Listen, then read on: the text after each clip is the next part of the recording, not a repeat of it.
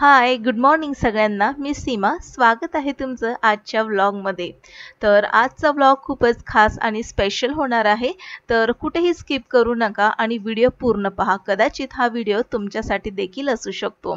आपल्या जीवनामध्ये खूप सारी कामं असतात आणि ती झटपट कशी व्हावी यासाठी थोड्याशा टिप्स आणि ट्रिक्स आपल्याला अवलंबाव्या लागतात. तर आजच्या या व्लॉगमध्ये खूप साऱ्या टिप्स आणि ट्रिक्स मी तुमच्यासाठी घेऊन आलेली आहे.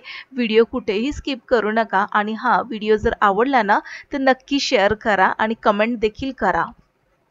तर चला व्हिडिओला सुरुवात करूया.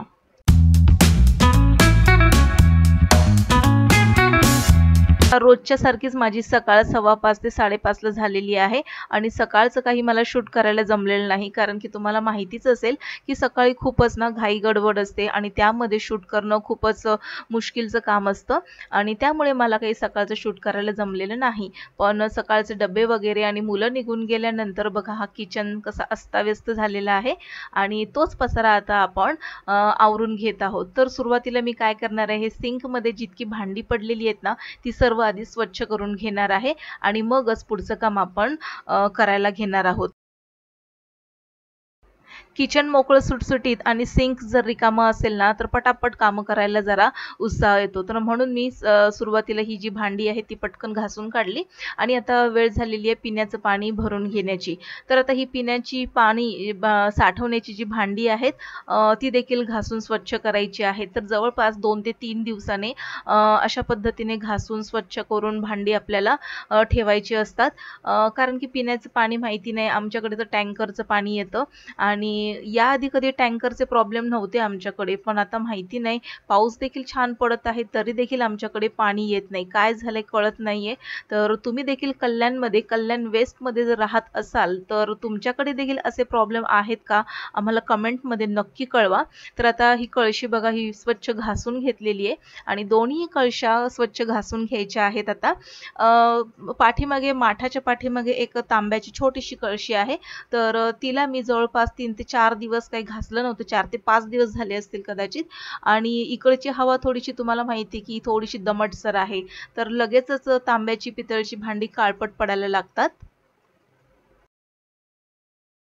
तर तांब्याची नाही एकच कळशी आहे माझ्याकडे आणि त्यामध्ये पाणी भरून हे पाणी आम्ही सकाळी पित असतो.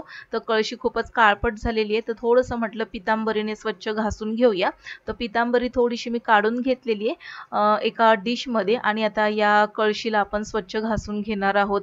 तर बऱ्याचपैकी तांब्याची आणि पितळेची भांडी घासण्यासाठी बरेच जण पितांबरी लावतात किंवा मग लिक्विड देखील आलेलं आहे बाजारामध्ये.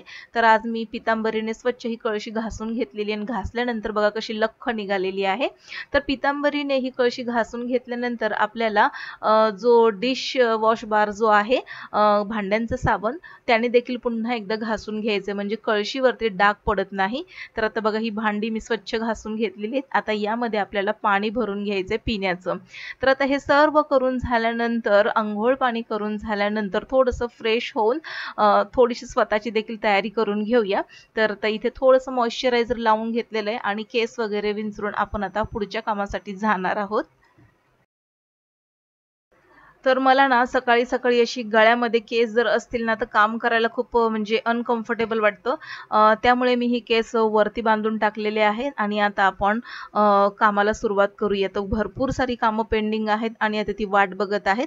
तर आज आपण काही कामं पाहणार नाहीत, काही टिप्स आणि ट्रिक्स पाहून घेणार आहोत. शॉर्टकट मेथड ज्या तुमच्या सगळ्यांसाठीच उपयोगी पडणार आहे. तर आज मी पावभाजी बनवणार होते, भाजी निवडून घेतलेली आहे. तर हे जे प्लास्टिकचं सूप आहे त्यामध्येच मी सगळ्या भाज्या घेतल्या होत्या आणि निवडून या भाज्यांचा जो कचरा आहे तो या सुपामध्ये काढून घेतलाय. लसूण वगैरे किंवा कोथिंबीर, हिरवी मिरची, सर्व भाज्यांचा निवडून हा कचरा मी या सुपामध्ये ठेवलेला आहे.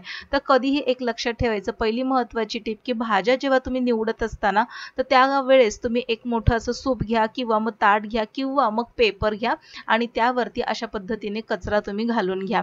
दुसरी गोष्ट, ज्यावेळेस तुम्ही कोथिंबीर वगैरे निवडताना तर अशा पद्धतीने जर कमी वेळ असेल तर झटपट कोथिंबीर कशी निवडायची, एकत्रच सर्व देठ घ्यायची हातामध्ये आणि एकत्रच कट करायची आणि अशा पद्धतीने मग निवडून काढायची. आणि आता सर्व जो कचरा आहे लगेचच आपल्याला डस्टबिन बॅगमध्ये भरून घ्यायचा आहे, म्हणजे पसराही होत नाही आणि पटकन कचरा भरला देखील जातो. आता आपण दुसरी टीप पाहून घेणार आहोत. आता कोथिंबीर इथे मी निवडून घेतलेली आहे आणि तुम्हाला दिसत असेल की या कोथिंबीरीला भरपूर अशा मोठ्या-मोठ्या जाड-जूड काड्या आहेत आणि या काड्यांमध्ये ना भरपूर असा रस असतो. तर मी काय करते, अशा काड्यावाली जी कोथिंबीर असेल ना त्याच्या काड्या सेपरेट करून घेते. इतक्या काड्या निघालेल्या आहेत आणि त्याची पानं सेपरेट करून घेतलेली आहेत. तर आता ही कोथिंबीर वेगळी आणि काड्या वेगळ्या आहेत. तर ही कोथिंबीर आपण सेपरेट डब्यामध्ये ठेवू शकतो. आता ह्या काड्यांचं करायचं काय, तर ह्या काड्यांमध्ये भरपूर रस असतो, याला फेकून द्यायचं नाही, ह्याचा देखील आपण वापर करून घेणार आहोत. पाण्यामध्ये ह्या काड्या मी घालून घेतलेल्या आहेत आणि स्वच्छ असं धुवून घ्यायचे. 2 ते 3 मिनिटं पाण्यामध्ये ठेवून घ्यायच्यात, म्हणजे जितकी माती असेल ना ती पाण्याच्या तळाला जाऊन बसते. तर सगळ्यात महत्त्वाची टीप म्हणजे कोथिंबीर किंवा कोणतीही पालेभाजी ज्यावेळेस तुम्ही धुत असताना तर पाण्यामध्ये घालून त्याला जवळपास 5 मिनिटांसाठी पाण्यातच ठेवा, म्हणजे माती वगैरे ही पूर्णपणे विरघळून पाण्याच्या तळाशी बसते. आता ही कोथिंबीरच्या काड्या मी अशाच 2 ते 3 मिनिटांसाठी पाण्यामध्ये ठेवल्या होत्या आणि तुम्ही पाहू शकता की सर्व माती पाण्यात बसलेली आहे. आता यामध्ये मी थोडंसं आलं साल काढून घेतलेलं आहे आणि 3 हिरव्या मिरच्या घालून घेतलेल्या आहेत. आता हे सर्व जे आहे म्हणजेच कोथिंबीरच्या काड्या 3 हिरव्या मिरच्या घेतलेल्या आहेत. आलं घ्यायचं आहे भरपूर असं आपल्याला यामध्ये. तर आपण याची आलं, लसूण, कोथिंबीर आणि हिरवी मिरची घालून छान अशी पेस्ट बनवून घेणार आहोत. बाजारामध्ये आलं लसणाची पेस्ट मिळते, पण ती इतकी काही खास वाटत नाही आणि खूप दिवसाची स्टोअर केलेली असते. आता यामध्ये मूठभर निवडून घेतलेलं लसूण घातलेलं आहे आणि त्याची छानशी थोडंसं पाणी घालून पेस्ट तयार केलेली आहे. तर तयार झालेली आहे ही पेस्ट. आता ही पेस्ट आपण या डब्यामध्ये काढून घेणार आहोत. या डब्यामध्ये आधीच थोडीशी मी तयार करून ठेवलेली पेस्ट आहे ही घालून घेऊया. आता यामध्ये आपण हिरव्या मिरचीचा वापर केलेला आहे, कोथिंबीरच्या देठांचा वापर केला, त्यामुळे ही आलं लसूणची जी पेस्ट आहे ना अतिशय टेस्टी होते आणि यापासून भाज्या जर तुम्ही बनवाल तर खूपच चविष्ट आणि भन्नाट अशा भाज्या तयार होतात. दुसरी गोष्ट म्हणजे यामध्ये हिरवी मिरची वापरलेली आहे आणि हिरवी मिरची ही तिखट असल्यामुळे काय होतं, आपला जो साठवणुकीचा मसाला जो जास्त दिवस जाणार आहे तो हिरवी मिरची घातल्यामुळे आणखीन थोडे दिवस जास्त जाऊ शकतो. तर अशा पद्धतीची पेस्ट तुम्ही ताजी फ्रेश 15 ते 20 दिवस सहजपणे वापरू शकता. आता चौथी महत्त्वाची टीप आहे, अशा पद्धतीचे जे डबे आहेत प्लास्टिकचे आपल्याकडे नेहमी येतात. आता हे डबे जे आहेत हे ड्राय फ्रूट्सचे आहेत. काजू, बदाम, पिस्ता आणि अंजीर या डब्यांमध्ये येतं. शॉपिंग मॉलमध्ये जे आहेत त्याच्यामध्ये हे डबे मिळतच असतात आणि ह्यामध्ये ड्राय फ्रूट्स असतात.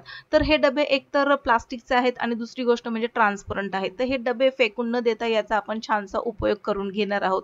सोबतच इथे टिश्यू पेपर आहे. टिश्यू पेपर किचनमध्ये नेहमी ठेवा, खूप उपयोगी पडतात. हे कधी आपल्याला काही डब्यामध्ये काही द्यायचं असेल किंवा तळलेले काही पदार्थ ठेवायचे असतील किंवा काही साठवून ठेवायचं असेल तर त्याचा वापर कसा करायचा ते आता आपण पाहून घेणार आहोत.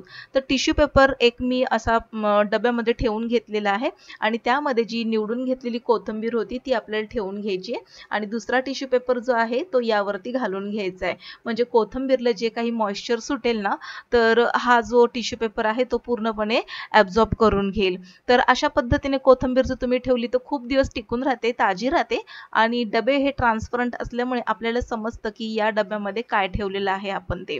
आता दुसरी गोष्ट महत्त्वाची म्हणजे मिरच्या कशा साठवायच्या. तर कधीही मिरच्या साठवताना मिरच्यांची देठं काढून घ्यायची, म्हणजे मिरच्या खराब होत नाहीत आणि खूप दिवस टिकून आपण ठेवू शकतो.